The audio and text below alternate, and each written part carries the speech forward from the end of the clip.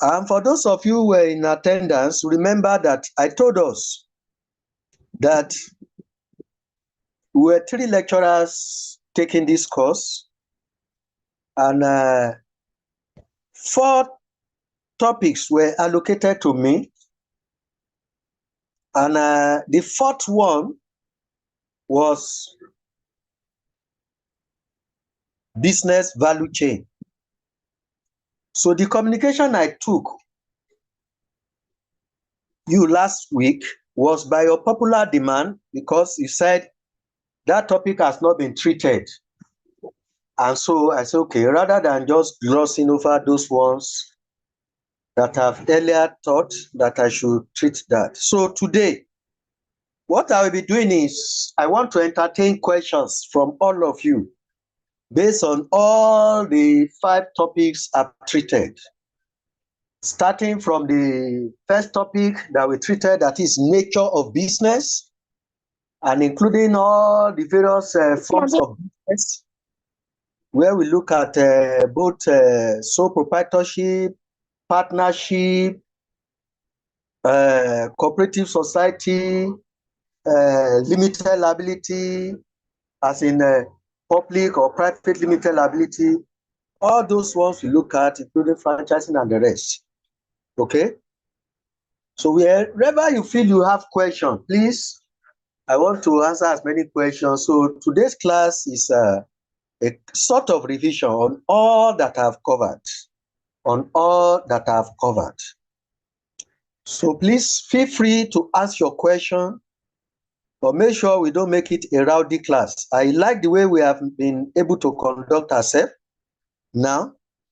So if you have any question you want to ask now, you can easily raise your hand so that we listen to you. So, but if you don't have any question, then I can just go over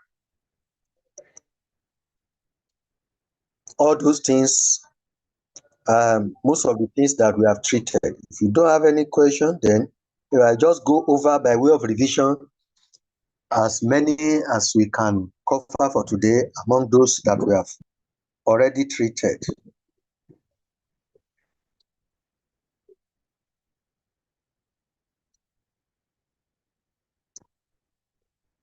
Okay, in the absence of anybody raising hand to indicate that they want to ask question, so let me take us through from the first class when we look at the nature of business. When we look at the nature of business, we say by nature, businesses are usually run,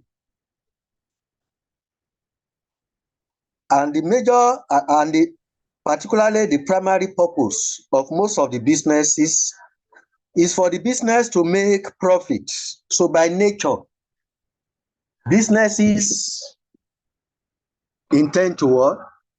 Make profits. Businesses intend to make profit.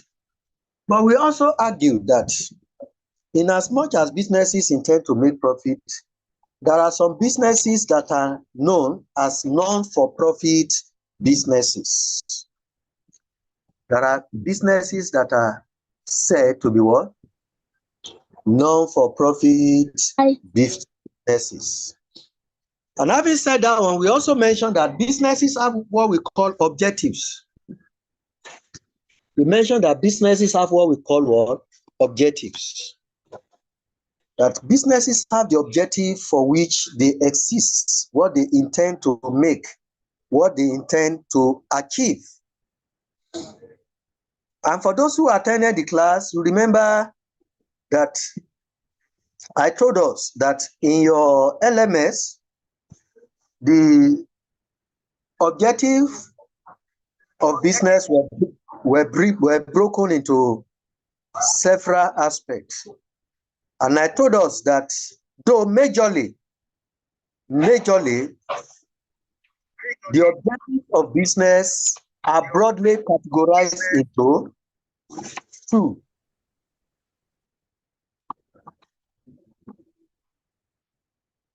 They are broadly categorized into what? Into two. That is profit-making objective and non-profit making objectives, or what some people will call primary objective. What some people will call what? Primary objective and what? Secondary objectives. So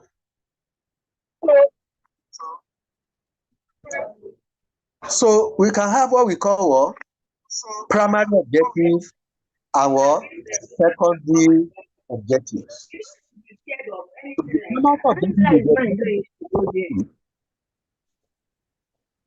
Can you please maintain decorum so that the class will be noise-free, please? Those of you who are talking and engaging on background, kindly mute yourself so that we can interact more comfortably. Okay? So, we have two broad groups of objective: primary objective and secondary objective. Primary objective is the objective that has to do with profit making and maximization. Businesses are out to make profit and to maximize profits. That's the primary. Then you have other objectives. All other objectives, they come under what we call secondary objective. For instance, if the organization has the objective of training workers regularly, it's an example of secondary objective. If a business has innovation as an objective, it's a secondary objective. If an organization has objective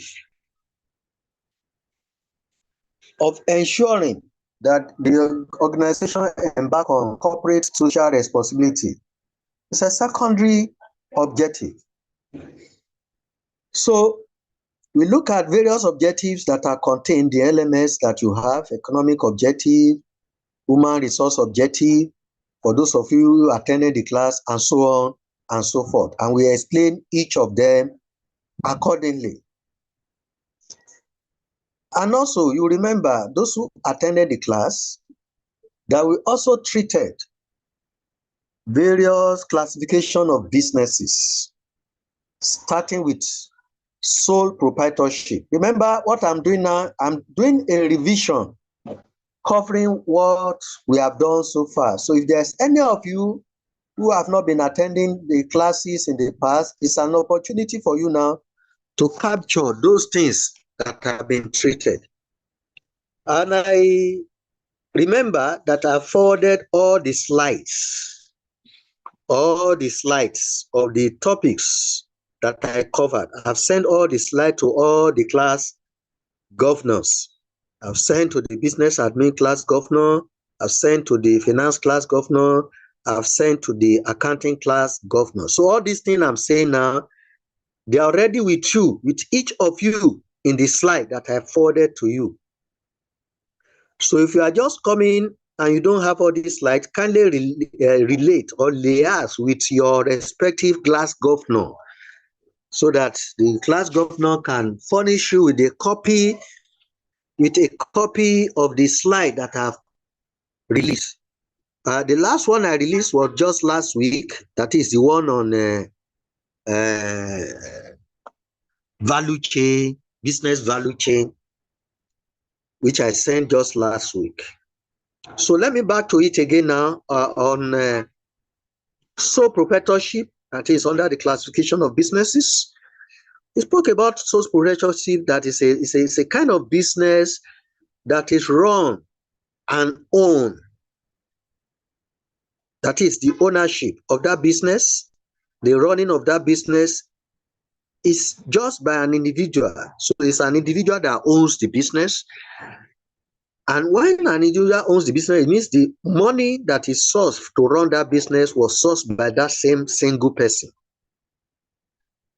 And so we say this type of business is typically owned by one person.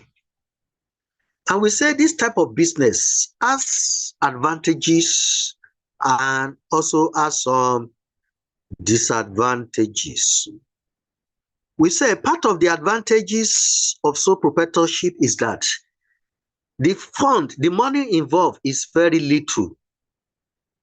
The money involved is very little. And so in most cases, individuals can easily raise that money without going to borrow heavily from any bank, because they are not large businesses. They are small, very micro businesses that individuals run. And so such businesses does not require going to go and borrow heavily before they start such businesses. You want to start your ear making business, that is, you weave ear for people, you can even start from your sitting room.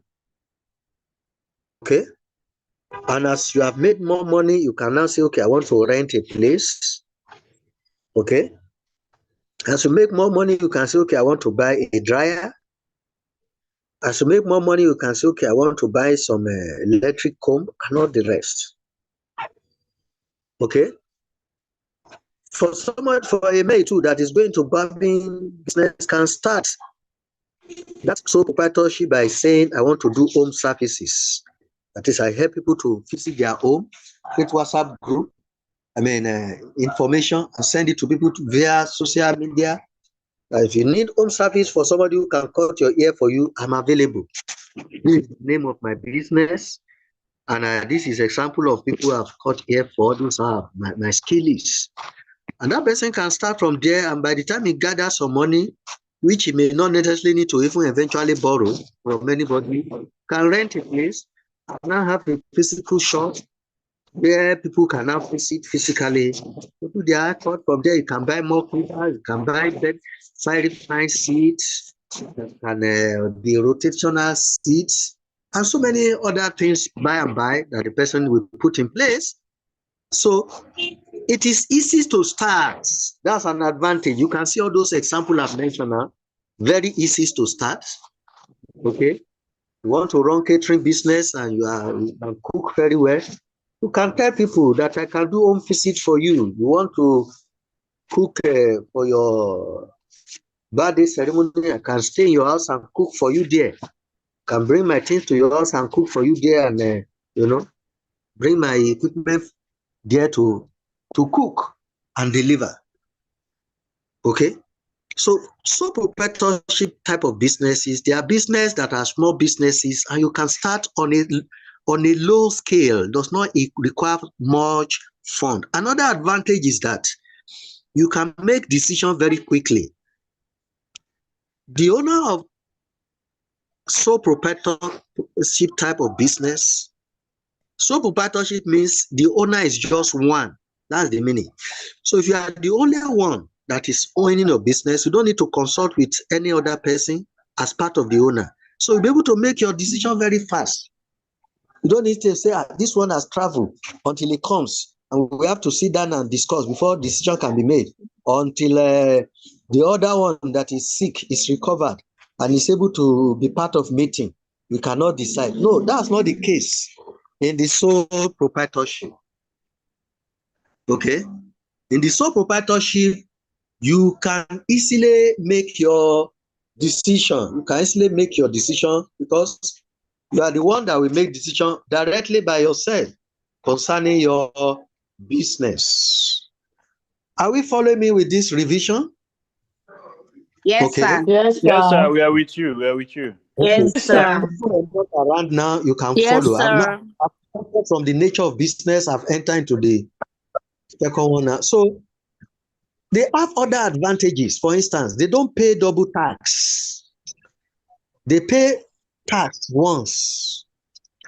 Just once. They don't pay double tax. That's one of the advantages. Okay.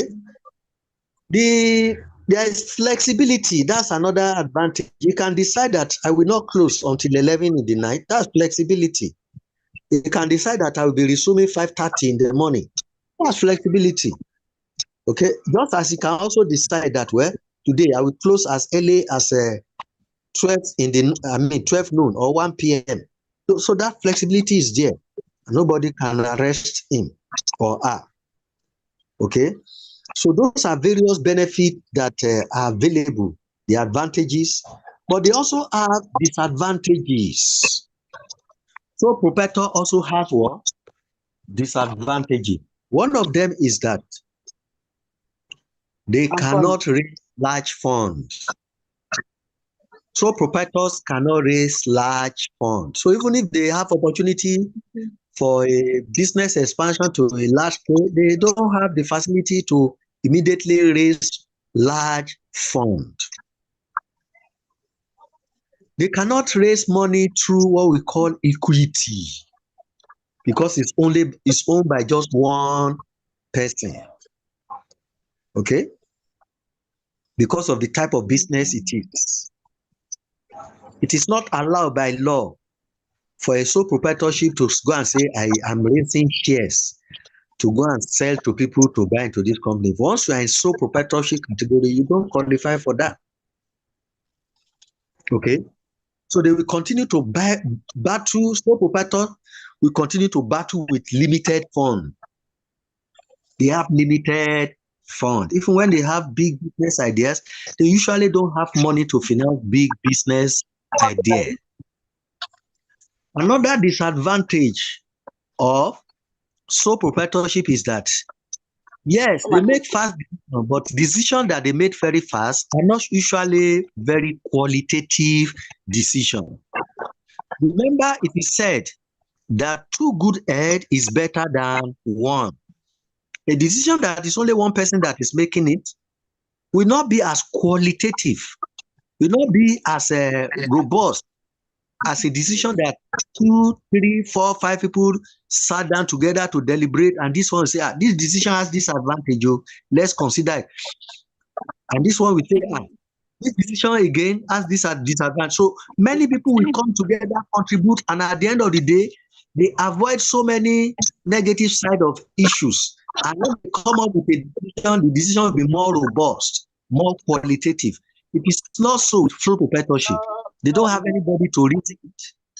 And so the decision they make, oftentimes, they are not best decisions. They are not best decisions. Okay? Another issue with sole proprietors is that most times sole proprietorship type of business, they die with the owner. They die when the owner is no more existing. They die when the owner is no more existing. Another issue with sole proprietorship is that they cannot raise funds to conduct research that can bring about innovation. They don't have funds to conduct robust research that can bring about innovation, to develop new products. They don't have funds to conduct research to understand the current taste of the buyers. Okay.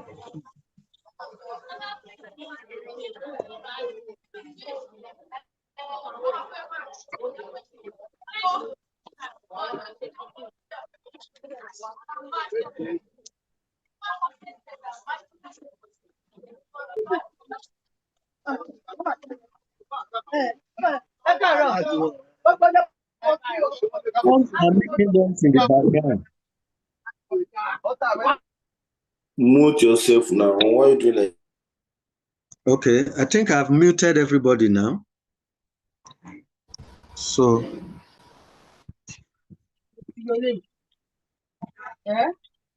okay, yeah, they are still unmuting themselves. Please, I just remove that person. When you make noise, you distract the class. Maybe I think I've succeeded muting them now. Okay. So we have just discussed about sole proprietorship. So let's move to partnership. Partnership, unlike sole proprietorship, it's not one person that owns that type of business. That type of business can have as many as 20 owners, and it can have as little as two owners. So in essence, the minimum owners in a partnership can be 2, and the maximum can be what? 20. So in this type of business, you have people now bring their funds together. They bring their money together to run the business. And when they bring their money together to run the business, there must be agreement. There's what they call deeds of partnership. That deed will contain what everybody has agreed upon to be a member and part.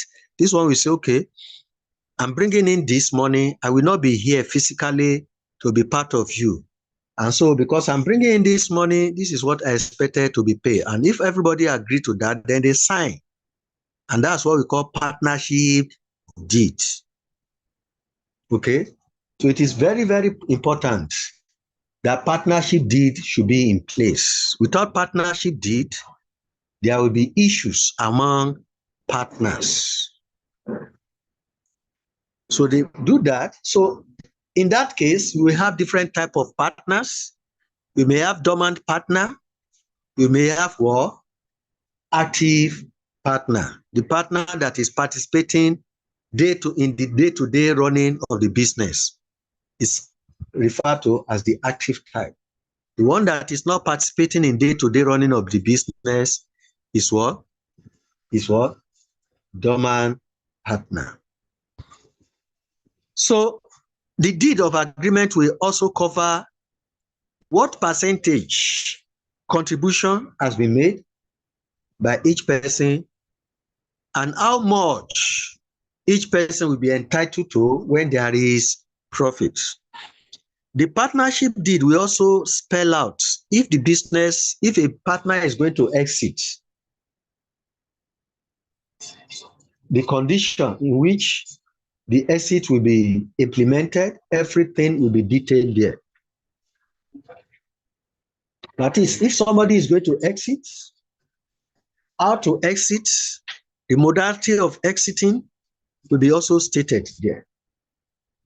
If the business has to fold up, the modalities of folding it up and all what have you will also be there. And so there are so many reasons when we talk about a business of the partnership category folding up. There are so many reasons why it may fold up. Okay? One of the major reasons why a business of a partnership category may fold up could be an irresolvable dispute among the partners.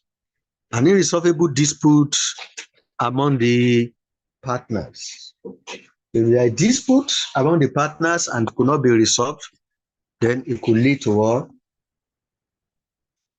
Dissolving the partnership. Okay? So now let's look at various advantages associated with partnership. Unlike sole proprietorship, the partnership has the privilege and the advantage of raising sizable fund, unlike sole proprietorship. Sole proprietorship is just only what one person can bring. You cannot compare it with what 20 people can gather together. Okay? So they have the advantage of raising large sum of fund for the business. Number 2, qualitative decision. They make decisions that are more qualitative, more ideal, more decent. Why? Because it's not just one person making that decision. Different people will come together to reason together, to evaluate the various options, and now among themselves determine which option is the best to choose among the decision options. So, number 3, it has the possibility of continuity. For instance, the fact that 1 out of 20 owners of the business die, out of the 20 partners, if one out of 20 partners die, does not mean that that business will fold up. Okay? It not necessarily mean that that business will fold up. Even if that person is a very fighter partner, we discover that the business may shake for a while, but then it balances back again and continues. Okay? So that's an advantage to partnership. There are other advantages, but let me mention disadvantages so that we can cover as many aspects of what we needed to cover today in this revision class. Remember, this is a revision class, okay? Remember, this is a what? A revision class. And because it's a revision class, please pay attention so that if you have not been in any of the classes where we treated this initially, you can benefit optimally in this interaction. So it has disadvantages. One is there could be conflict, unresolvable conflict among the members. Okay? Another disadvantage is when members run this business and there is need to expand the business to a certain level, their financial capacity is usually also limited. Their financial capacity is limited to what just those 20 people can deliver for the business. So if you have a business that requires so extensive volume of fund, sole proprietorship becomes unideal. Okay? So sole proprietorship also will face challenge. We face challenge in the area of members deciding to leave a mass. If a number of members decide to leave a mass, it can create problem for the business. For instance, we say maximum of 20. If the entire people in that partnership, they are 18, and out of 18, about 17 or 15 of them decide that they are quitting the membership, it can constitute an headache. So there are so many other factors that can also constitute headache. We talk about cooperative society.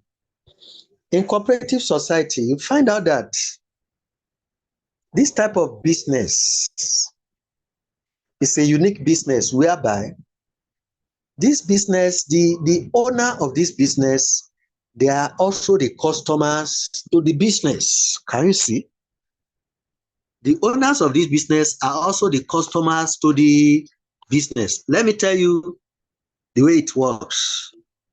A group of workers in a particular organization, they come together to form cooperative. For instance, in my university, all staff of the university come together to say, okay, we want to float a cooperative society. And when you are floating a cooperative society, every member that wants to join, they fill the form, agree to the conditions, rules and regulations binding the membership to the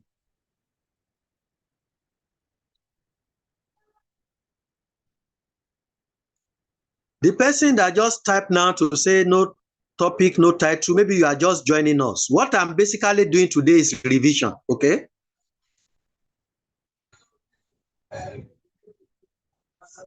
What I'm basically doing today now is revision of all that I've covered. All the topics allocated for me, I've covered them. And what I'm doing now is revision. I can see some people typing in to say, no topic for today, no whatever. I've said it from the time I started this interaction that I'm doing revision to cover all the aspects. And before I even went ahead, I asked that if any of you ask any question you want to get clarification on all the topics I've covered, that you are free to come up with the topic. Okay? So for those of you, I'm saying this now because of some of you are making an insinuation that you cannot see title for today's class. Okay? So for those expecting title for today's class, I'm just making it clear to you now that what I'm doing now is revision, and I'm doing this revision to cover. I'm doing this revision to cover all the interactions we already had. And I started by looking at the nature of business. I've moved to the classification of business. And that's why I am now talking to us on cooperative society, that it is usually owned by members. Cooperative society is usually owned by members. So there's unilateral cooperative society owned by workers there. What it connotes is that that cooperative society there, members, all members, they have to contribute money there and to also take loan there. And this is how it works. You will determine individually. Everybody who is a member of that cooperative determine, I have capacity to contribute this amount every month. And so once you agree that this is the amount I can contribute, you will fill the form and submit to the appropriate quarters in the secretariat of the cooperative society. Once you submitted it and you have indicated that every month I want to be contributing 10,000 from my salary, they will be removing it from your salary. Okay? I'm giving you that. If example now, somebody is working in University of Lagos, there's cooperative society there, and you want to be a member of that cooperative society, you will fill a form. I want to be part of this cooperative society. Submit it to the secretariat of the cooperative society that is formed there. They will process it. In that form, you give all the details, including how much you want to be contributing every month. And that amount you indicated you want to be contributing every month will be deducted from your salary before your salary gets to you, and will be paid into the account of the cooperative society. Now, when that money is being paid there, maybe in month 1, you drop 10,000. Month 2, you drop 10,000. In a year, you will have 120,000 there. This 120,000 naira that you have there, if in the second year now, you now say, I need money, I want to pay school fees for children or for myself or for whatever thing you think you need money for, what you have there is what?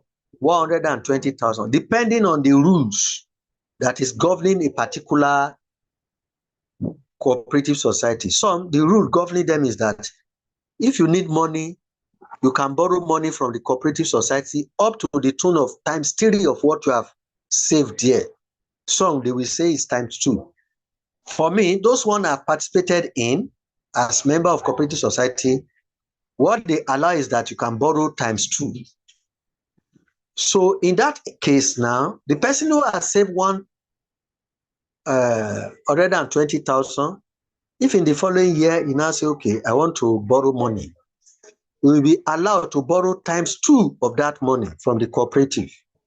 So that's why we say the owners, who are the workers now? The workers are the owners. The workers will also automatically turn out to be what? The customers. to that business because they are the one who have put money there. They are the one who will also come there as customers to come and borrow money from that place. And so they will say, okay, you can collect ×2 of what you have saved there. The beauty of cooperative society is that money you are borrowing, they will put interest on it, but single digit interest. That is when you say single digits, it's not going as far as 10%, 11%. Single digit means just from 1 to 9. From 1 to 9. Double digits start from 10 upwards. So when you are say 10, 11, like that, you have entered into what? Double digits. So in cooperative, they normally charge single digits, whether 1% or 2% or 3% or like that. So they charge very low interest.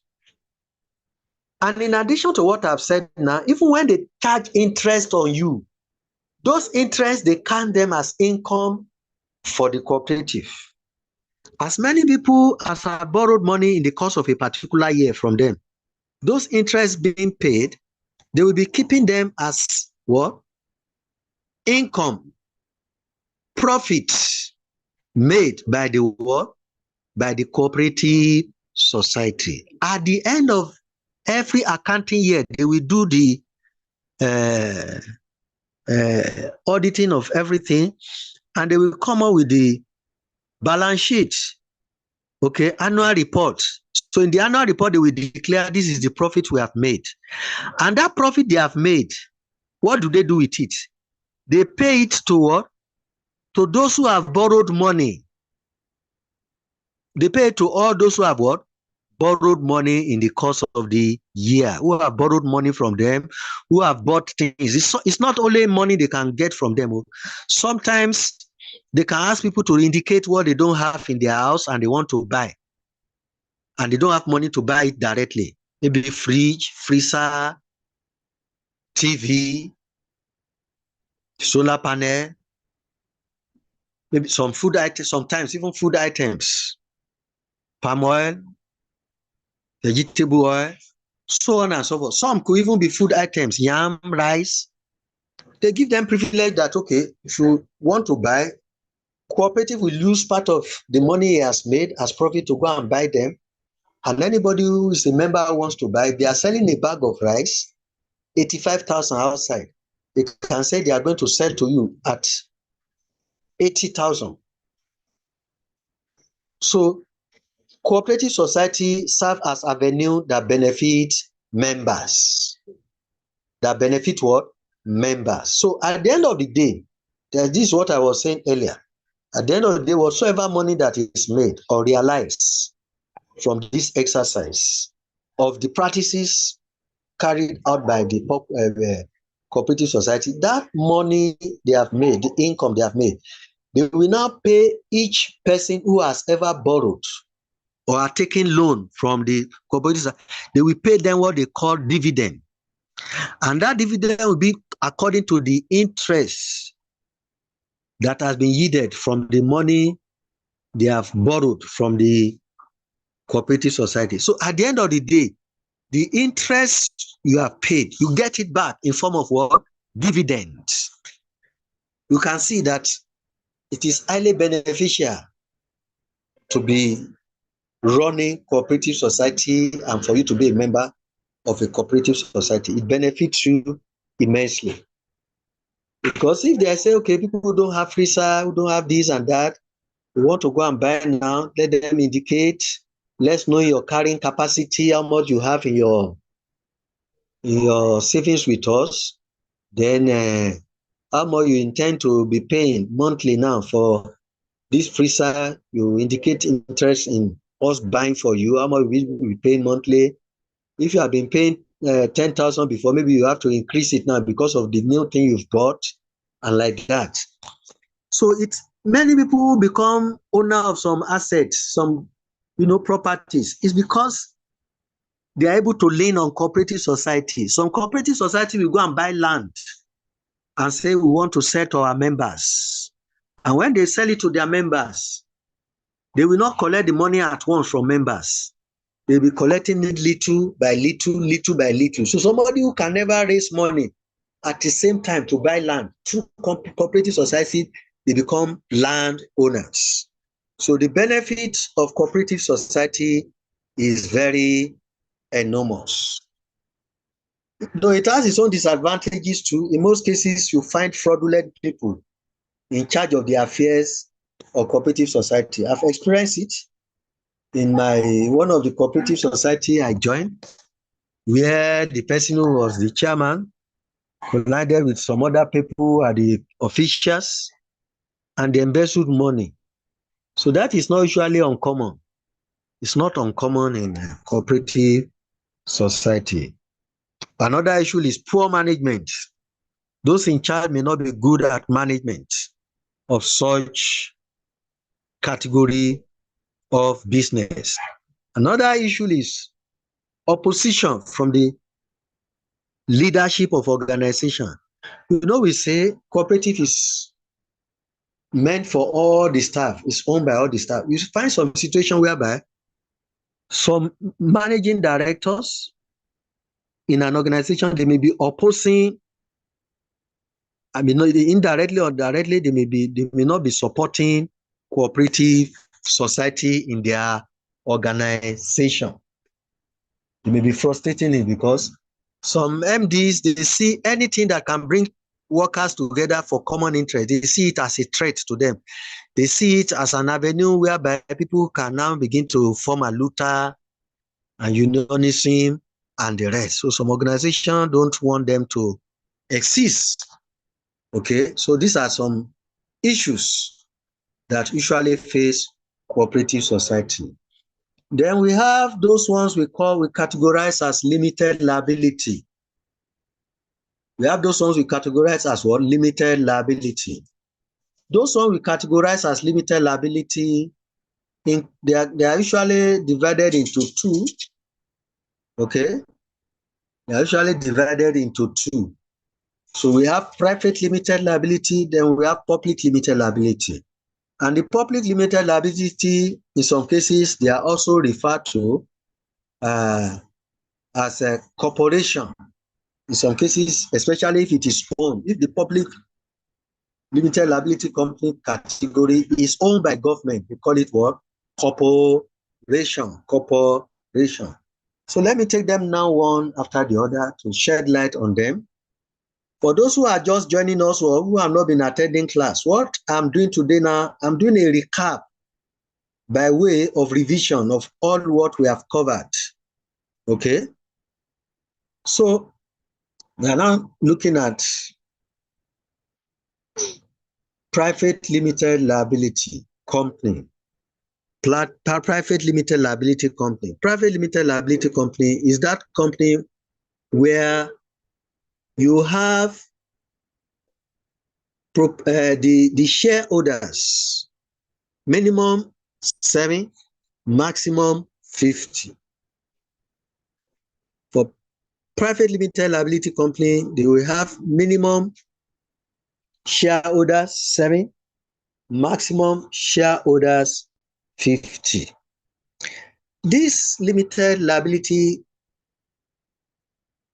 private limited liability company, we call it private limited liability company in that the owners, if the business runs into business, if that category of business runs into business, the owners will lose their belongings to that business, will lose their what? Belongings to that business. Now, let me explain by losing their belongings. When a business is being formed, people will bring their money together. Maybe this 100,000 that we start that business, or let's say 100 million, and this they now say, okay, 100 million, they now have 10 people who are starting the business as owners of the business, and they say, okay, each person should bring 100,000 each. I mean, 10 million each, because they are looking at 100 million. So each of them now, they become shareholder in that company. If that business runs into problem, the business, if they have computer in the office where they are doing the business, they have typewriter, photocopier, and quite a number of things, even if there is official car for the company. If they run into business, maybe they are becoming indebted to a bank and the bank pants on them, the bank can say, okay, we are going to take over, we are going to sell all the machines they have, we are going to sell, if they have vehicles, they are going to sell the vehicles the organization is having, and also when they have realized what they can realize from that sales, if they discover that what they realize cannot cover what the organization is owing them, and they have information that one of the members has house, they can sue, they can go to court to ensure that the court declare that the house of that person should be sold to settle the debt. And that's why they call it private limited liability company. They can lose their private assets if the business runs into, and after that, then there's nothing those people who wants to recover money from them can do. Another thing about them is that, about private category, is that their shares are not openly available. The shares of such company, you cannot get it on this floor of Nigerian Stock Exchange. You cannot get their shares there. What they basically do is that even if one of them is no more or is not willing to be part of the business again, we will mention it to the members, and the members will sit. They will hold a meeting to decide what they want to do about the person leaving. You see that the share belonging to that person will be taken over by another person entirely, or another person who is an existing person in the business can add it to their own. They will have to discuss and determine. So which means you cannot just become owner of that type of business. Those who own it already, they will have to determine if another person will have to be brought in, and the condition and modalities, they will determine that.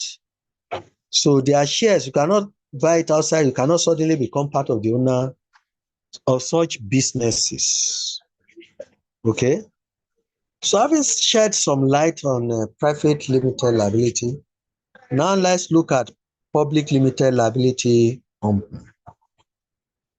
In public limited liability company, there are things that are the same with that of private. For instance, the minimum member is 50, but the maximum has no limit. There's no, the minimum member is 7,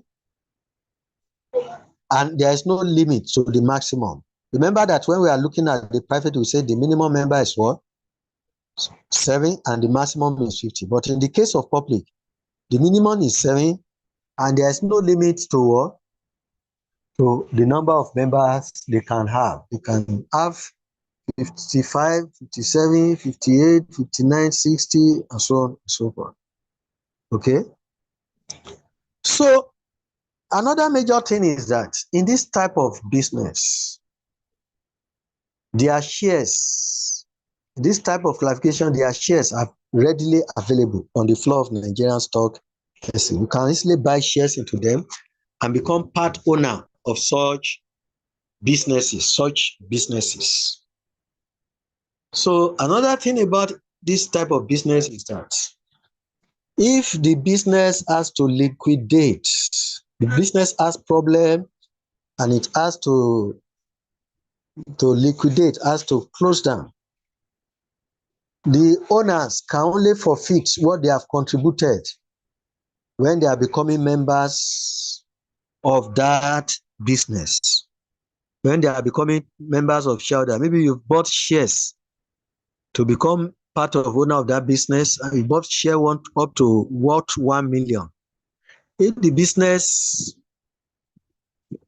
is liquidating, you can only lose that money you have contributed. Nobody can come and touch your personal belonging. Nobody can come and touch your car. Okay? Nobody. That's what we refer to as what? Their liability is limited. is limited. So in the case of other categories of businesses like one-man business, which is sole proprietorship, partnership, they face unlimited liability. They face unlimited liability. If a one-man business has problem with his business, they will use the money he has in the business to pay. If that one is not enough, if he has house, land, we have to sell them to settle the debt. Except if the debt has to do, and there is evidence to show that this person, the debt is showing, is just because he needed food. So this type of debt, you cannot say you want to now say this person must die to pay it. No. So there are things they call physiological need. The need for food, the need for clothes, the need for where to stay. So if you are facing liability, even as sole proprietor or as partnership, the law does not allow that they should remove your clothes and sell. The clothes you are wearing and sell. Does not allow that they should remove you from the single house. Maybe you are living in a room that you can no longer stay in the room, that you should be sleeping outside. No, the law does not give room for that. So, but if that person has a building, okay, they can say, okay, they will remove that person from that building and sell it. Then they will now rent a place, maybe a room, apartment for that person for a certain number of years from the proceeds they realize from the sales of that property. So you can see how it runs. So all of them, they have relevance. They have what? Relevance. So they have their advantages and they have their disadvantages. If you look at it now, some are ideal for a business that is very small. Some are ideal to a business that is very large. Now, how can you finance business? Classification of businesses now. If you have businesses of limited liability type, we talk about the sole proprietor, you use your own saving directly. The partnership, they also use their own saving. The cooperative society, we use the savings of the members. Cooperative society, we use the savings of the what? The members. So, but how could those of the category of private limited liability or public limited liability finance their business? How will they finance their business? They have varied options. Okay. One, they can use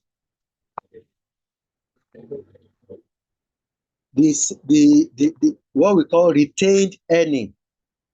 If they have made profit in a particular year and the organization need money, maybe they want to expand their business, they want to create new branches and or buy new machine and things like that have heavy cost, and they are looking at how do we do it. They can retain what?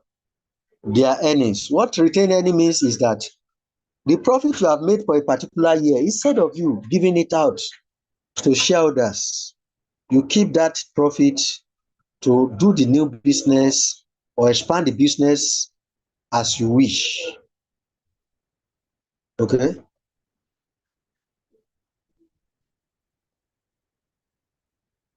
So now that's one option. Okay, retain earning. Another option is what we call equity finance. Another option for this category of big business is what we call equity finance.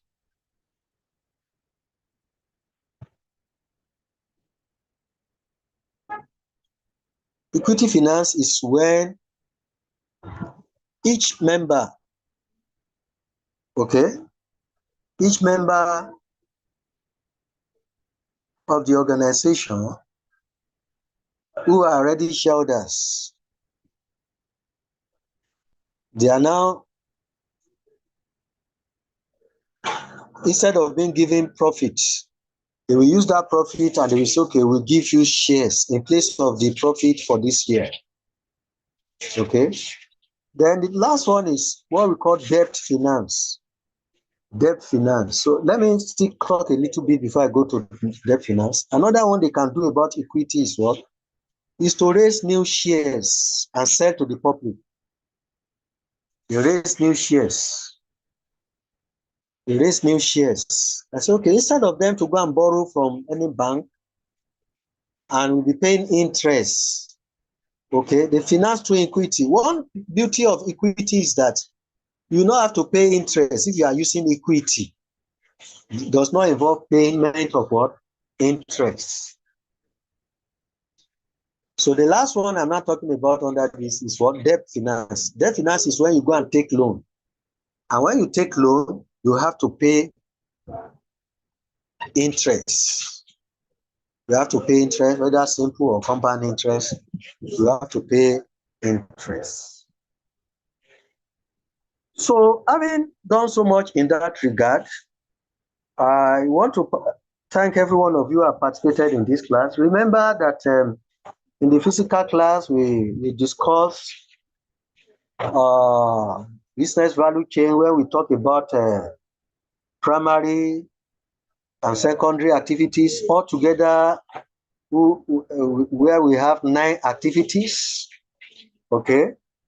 And now value chain can be used for cost minimization. For those of you who attended the class, I think this highlight will have refreshed your memory.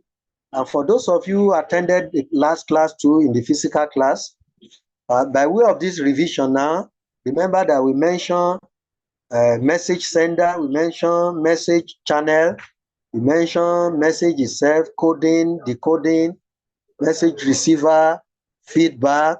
We talk about internal and external communication. We talk about stakeholders in these communication activities. We talk about internal and external stakeholders. We talk about horizontal communication. We talk about vertical communication. And so I want to thank as many people as have been able to participate in this revision class. Thank you and remain blessed. So if anybody has any question now, you can ask your question before we call it a day.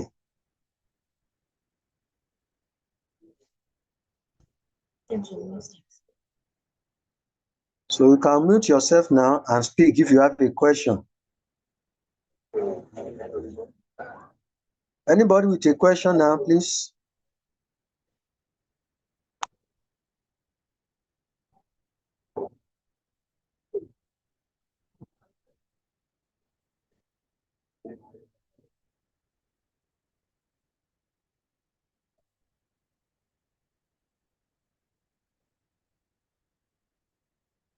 You can mute yourself and speak if you have any question, please.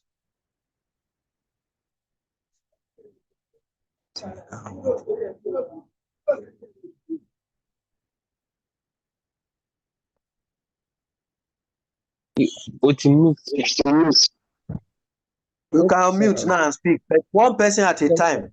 Don't turn it to a rowdy class. Good morning, sir. Okay. Good morning, sir. Sorry, I have network Good issue. morning, I sir. don't really understand between the public limited company and the private limited company, sir. Please, can you come again?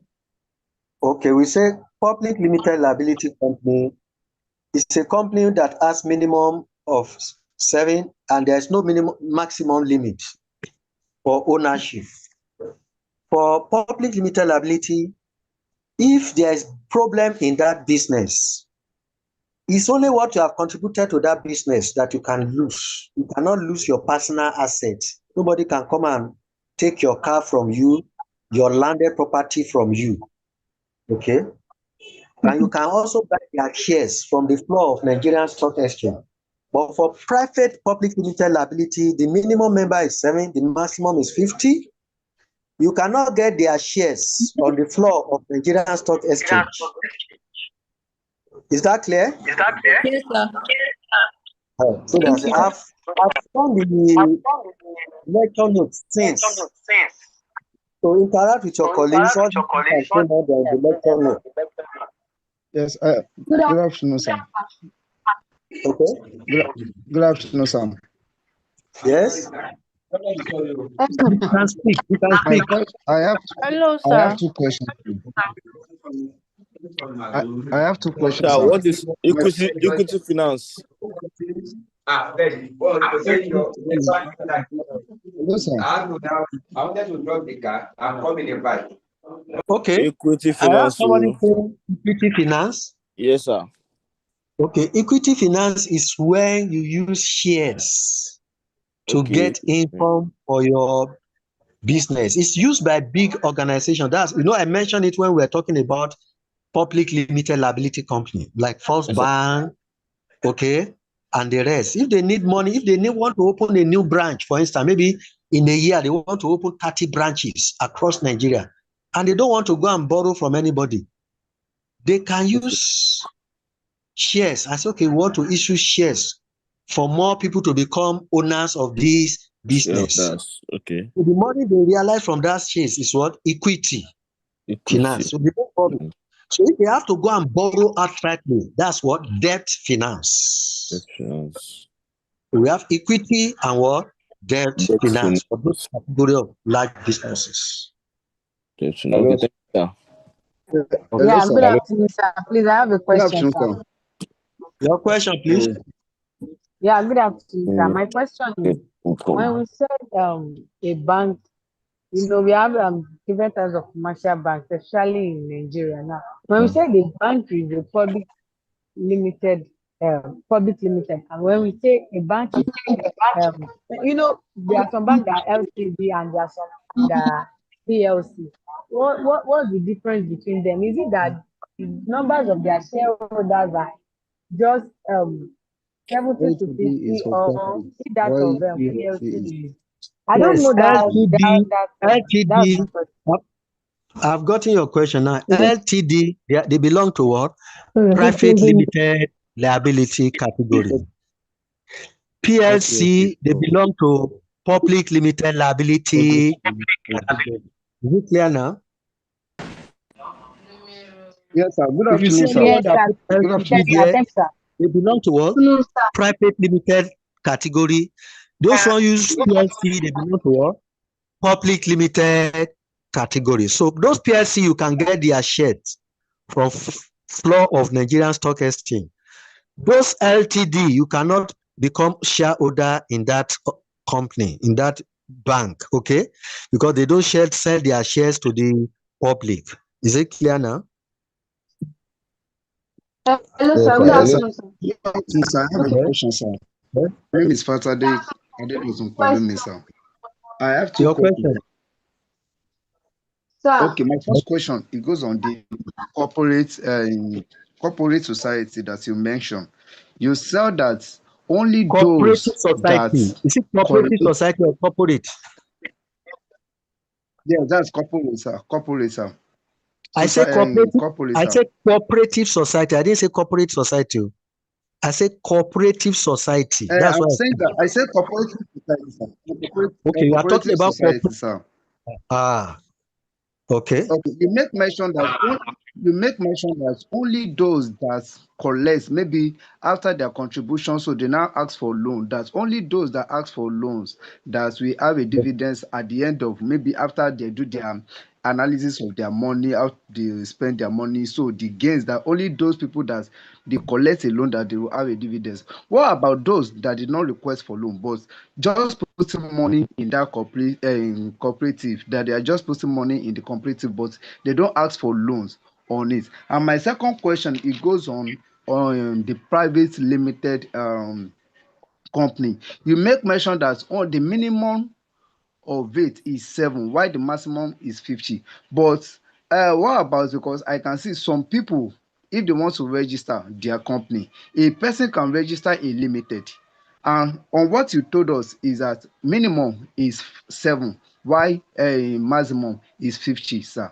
I want you to give me more explanation on it, sir. Thank you, sir. Okay, on the first one where you said people who will be giving dividend. You see, in cooperative society, those people who generate the money they are sharing, those people who generated it, are the people who have paid interest. So the person that did not take loan, did not contribute any interest, did not generate any interest. The income they are sharing is the interest made from what? The loan given out to people. So anybody who does not borrow, what he has just done is he has asked them to help him save that money, so that maybe tomorrow night he wants to leave the organization, he will have a big money to collect from them. But when it comes to what? Collecting dividend, it's not qualified because he did not generate. What he puts there did not generate. When you put your money there and you don't collect loan, which means you don't pay interest on anything that you have given them. So once you don't pay any interest in, which means there's no income. So you don't generate any income for the cooperative society, should you look forward to collect any money from them? No, what you have just been doing is that it's just like you are using them to save money. That's all. That's what you have been doing. So that's the secret of getting a dividend from a cooperative society. If you take loan, they will charge interest on that loan. That interest they are charging is what becomes what? Income. It's what becomes income to the business. If they say they are buying rice to sell to people at cheaper prices, they are selling it cheaper because they bought in bulk, maybe directly from even the distributor. Unlike when you go to market, you cannot go to the direct producer. But this one, we go to direct producer, so they buy it at very cheap price. And at that cheap price, when they sell it to you at that cheap price, you have no money to pay at the immediate time. They say, okay, you can begin to pay it small. So they will put little interest on it. So if you put your money there, you don't take loan, you don't buy anything from them that they are bringing to the company, to the members to sell. And at the end of the day, they say there is income. You are not part of those people who generated that income. So you are not entitled. What you'll be entitled to at the end of the day is that when you are leaving that place, the money you have contributed, and by rule, even the money you have contributed, you cannot get everything. There is a rule, there is a law binding them that they must remove certain percentage as administrative costs. Because for them, even keeping that money for you, it's administrative for them to be keeping that money for you too. So for everybody who is living a cooperative society, it's a rule. There's a percentage of what you have there that will be taken as what, whether you have been borrowing money or not. Once you are no longer becoming their member again, maybe you are leaving the organization to another organization, you are exiting, there's percentage that will be taken from you. That's for your first question. The second question, we are talking about membership of private limited liability company. It's a rule too. It's a law. In Nigeria, there's what we call a Corporate Affairs Commission. All these things, all these rules have been put in place by Corporate Affairs Commission, that if you want to run this type of business, this is what is expected of you. You must meet this condition. So it's not compulsory that the members in public-private limited liability should be up to 50. If you have exact 7, you can start. But by the rule of CAC, you must be up to that before you can start. However, let me tell you, you may see so many businesses, people are running. Some limited businesses you see, they don't register it anywhere. They don't register it with CAC. But if you must register with CAC and it must be a legal business, you must follow the rule put in place by what? CAC, that is Corporate Affairs Commission. There are so many businesses that people just print card and they are circulating and they call it businesses, but they never register it anywhere. That's the truth. And that's why some of those businesses now, the CAC is clamping down on them now, because they can, if they raise any voucher now or any check and it enters any bank, they will track them down there and said, these are those people who are running illegal business. Okay. Hello, sir. So, any other question? Yeah, Yes, I have sir. a question, sir. I have a question, sir. Okay. Hello? I'm with you. So my question, Go my ahead. question is Go ahead. regarding the Nigerian Go stock ahead. exchange. So I wanted to ask, at what point in the business are you approved or qualified to be listed in the Nigerian stock exchange, either as a public limited company? So that's my question. At what point in your business are you qualified or approved to have your business listed in the stock exchange market? Yes. At the point at which you are qualified is that if the CAC certify you, okay, as a business that has minimum members of 7, and your membership has already exceeded 50, and by content of your CAC, you have all the conditions for public limited liability. For instance, you have memorandum of association, you have article of association, and all other details scheduled there. That is, your members, the account of your business must be audited publicly. Okay? The account of your business must be what? Must be made available publicly. Because when we say public limited liability, everything about you should be in public, should not be in the hidden. Okay? So when you are now grown to that point whereby, you see, majority of all these private limited, you will not see their audited accounts. Okay? Except for the purpose that they want to do clarification and whatever.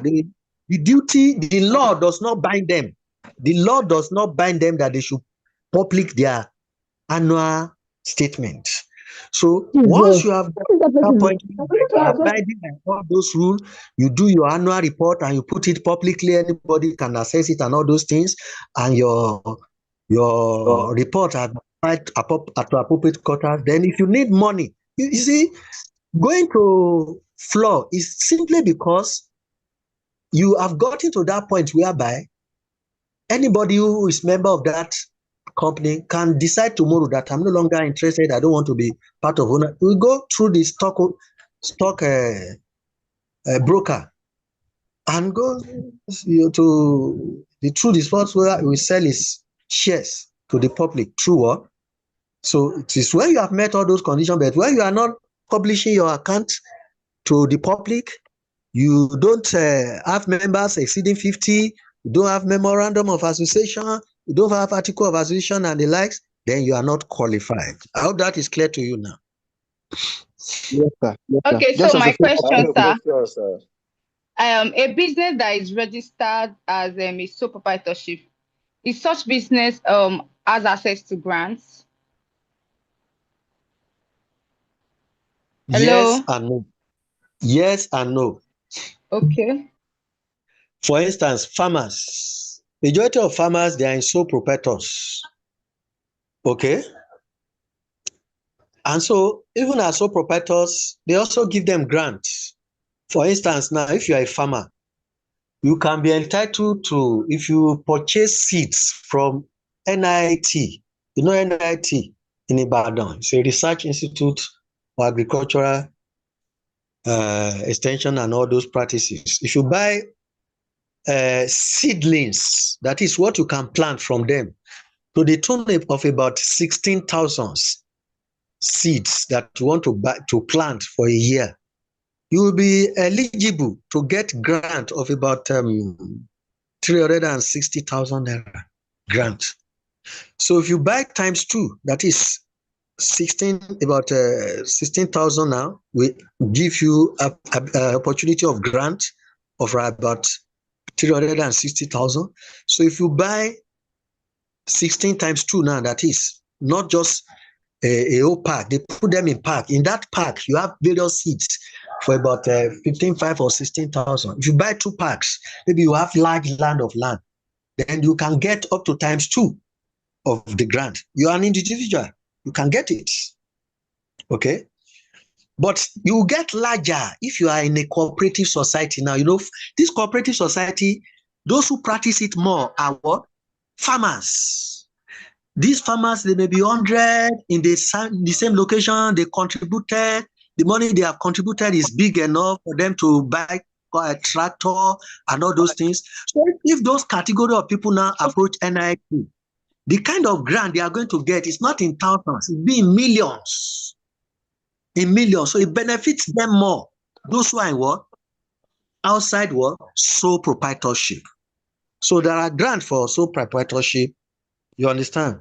But it's not as enormous as what is available for those who, if we talk about innovation, grant for innovation, the person is sole proprietorship, how much of innovative research can he do compared to those who are in large group? If you go to some of these large companies now, they have a session, they call it research and development session. They employ people there. That's what they are doing every day. So you can't compare the two. So it's available, but limited. So I want to entertain 3 more questions now, after I will call it a day. Hello, Hello, sir. sir. Okay. Sir, morning, sir. Sir, good afternoon. The question I'm trying to ask is about the cooperative you discussed. Sir, I think the money each person that are saving, they are not collecting loan. They are using that money to generate income too. Is it not necessary for them to give such a person dividend too, or is wrong? That's what I want you to clear, sir.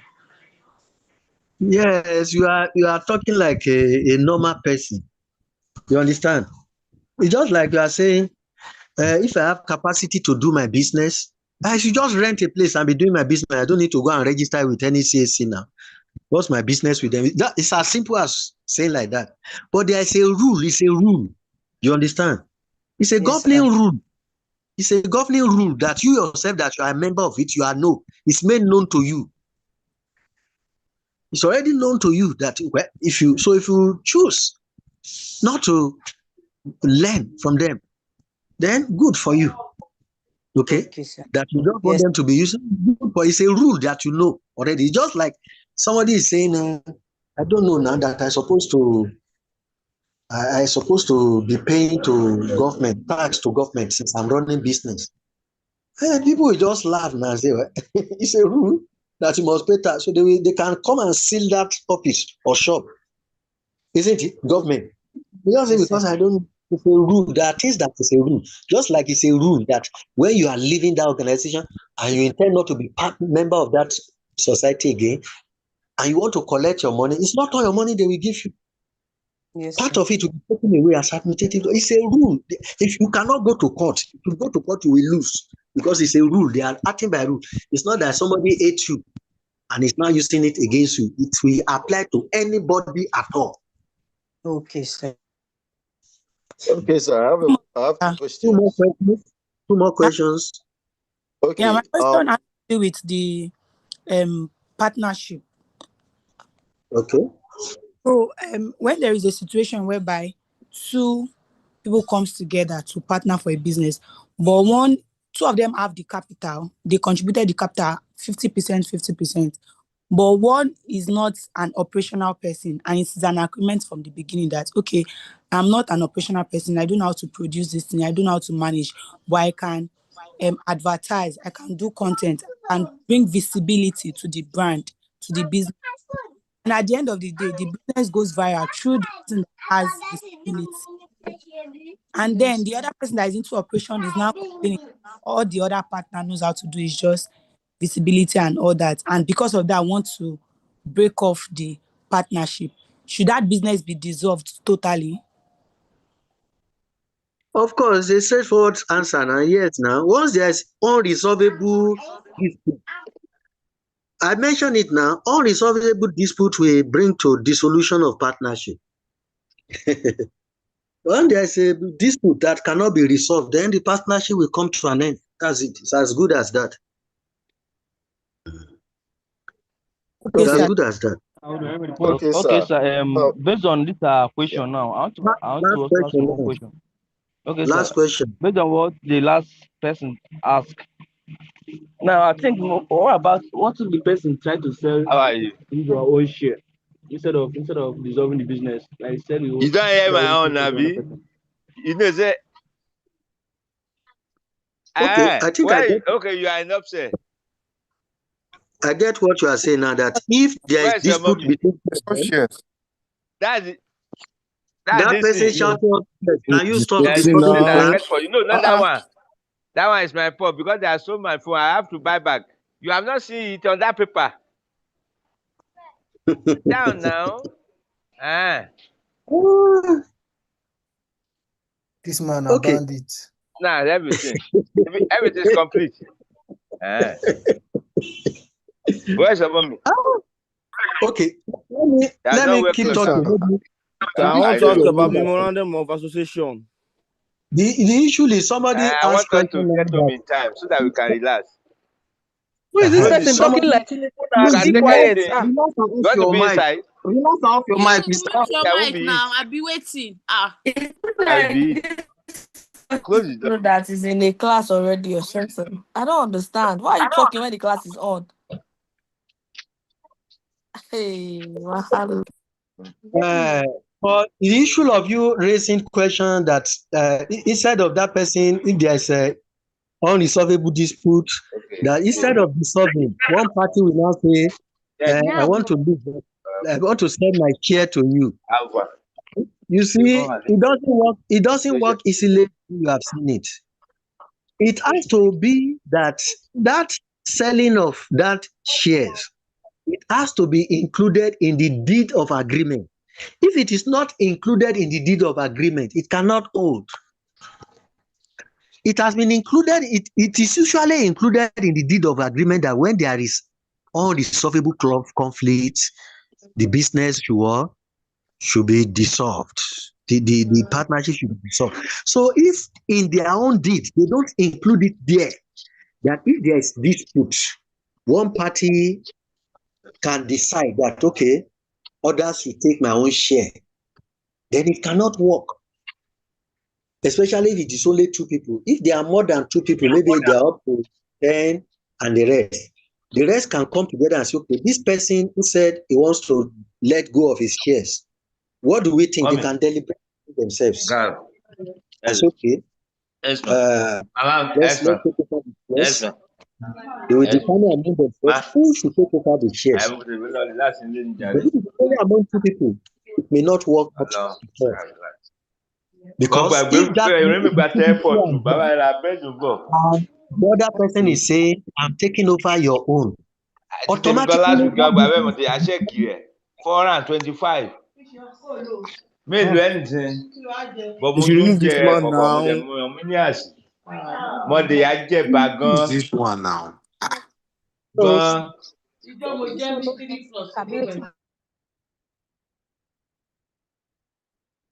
So what I've basically done now is to mute all. I've muted all now. So, and this is the last question I'm responding to. I've muted everybody because of that person who is not showing maturity at all. So now, having muted everybody, what we are basically saying in the question that that person asked, that if we have two partners and there is an unresolvable conflict, and rather than dissolving the partnership, one of them resolved that, okay, you take over my own share and pay me and let me go.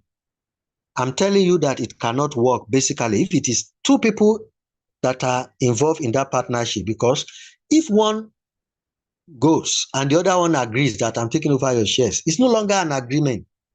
It turns to what? Sole proprietorship. It turns to total, and remember what they registered is what? Partnership. What they register is partnership.